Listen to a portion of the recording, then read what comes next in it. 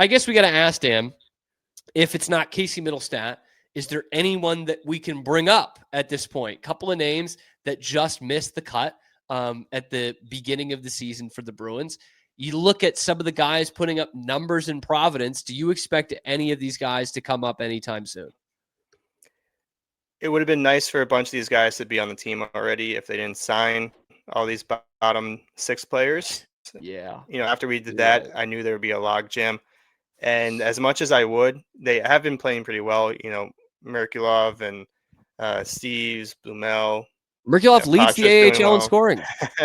Georgi They are Merkulov. they are doing everything they can do to get called up. Unfortunately, I think it's too early in the season to do that. And where are you going to put all these players that you sign? You have a lot of veterans on this team on one-way contracts. As much as I would love to see, Patra on the second line, I think it's too early to do it.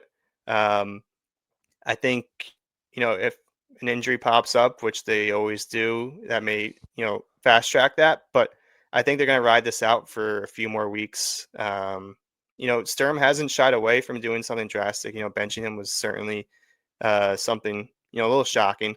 But I think we're a few weeks away from that.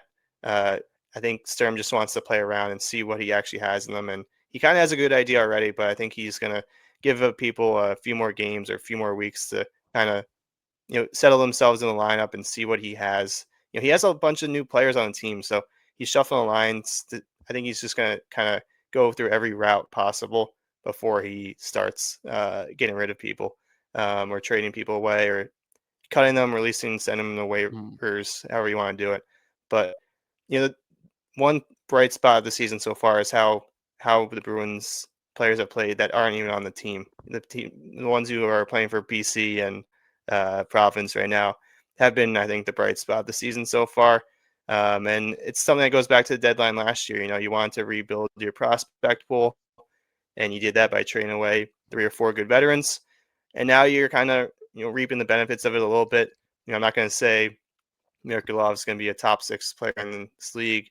He did get released on waivers, and no other team claimed him. So he's not your top prospect, and he's had a few goes at it as well. But he may be a guy. He's never played for Sturm before. He'll probably get a shot under Sturm. So we'll see how it goes. But I don't see anything drastic in the next few weeks.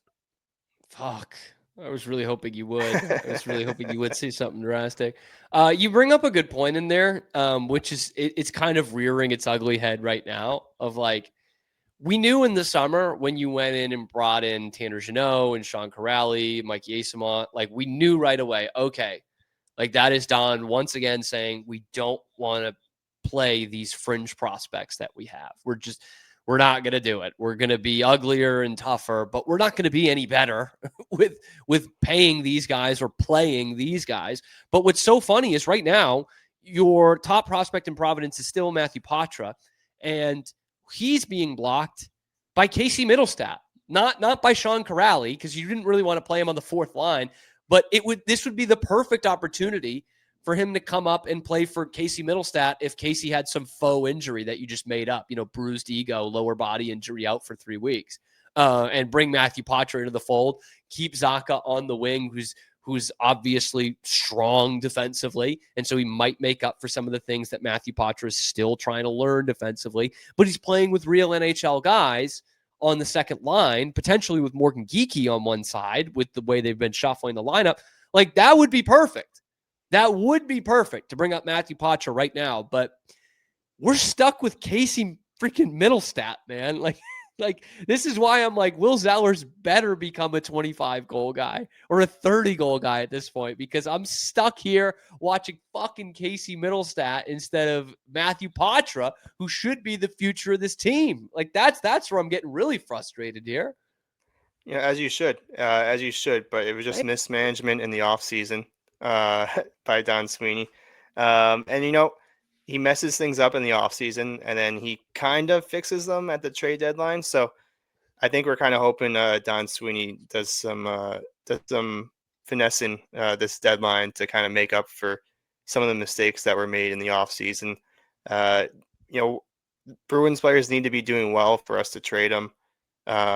Yeah. So that's what I was Yes. saying a little bit earlier. Like we need some value. As much as easy it is to to hate on these guys, uh, if they start playing well, maybe we can get a team to trade for uh, Casey Mittelstadt. Maybe we get a team to trade for Ace Amont if he does well, and a team needs a fourth line guy for a playoff push, or Corpusalo plays good, and some team goalie is injured, and you could trade him to that just to get him to the playoffs. So Yeah, maybe. it'll Let's be see an which interesting few weeks. we got to see what Chicago's up to. Chicago loves eating money. Chicago loves trading for contracts and just taking that cap hit. They've done it a couple times for the last few years. They were involved in the Mikko Rantanen trade because of it. Like that's who we need to get on the horn with is Chicago. They also love ex-Bruins players. We know that. They do. There was a game the other night, dude. Chicago played Vancouver. I didn't see how it ended, but at one point it was 2-1, and literally every goal scorer in the game had once played for the Bruins. It was Donato, Bertuzzi, and DeBrusque had scored, and I was like, man, you have to be an ex-Bruin to score in this game. And that wasn't even a game that had Nick Foligno. Obviously, he's still taking that time away with his daughter, but like you just had to be a former Bruin to do it, to score there. Situate's own Ryan Donato scoring in 30 that goal game. scorer. 30 goal scorer, man. I saw him last year, watched him live, man. What a player.